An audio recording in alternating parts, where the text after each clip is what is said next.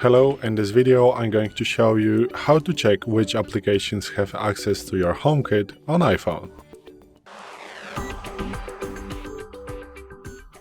So today in front of me is the iPhone 12 with the iOS 17.4, but it really doesn't matter which iPhone you have or which version of the iOS you have, it is all going to work the same on every iPhone. So what you want to do is to open settings, then you want to swipe down, go to the privacy and security. Once you're here, you want to go to your HomeKit, and here are going to be listed applications that have ever requested access to the home data.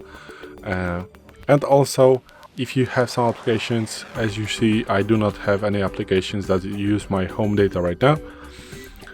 If you have something installed that have ever requested, you're going to have this application listed right here, and also you're going to have this little on-off switch which you can click and enable this application the access to this data or disable. So this is it. Thanks for watching. I hope this video helped you. If it did, please leave a like and consider to subscribe to our channel. Bye.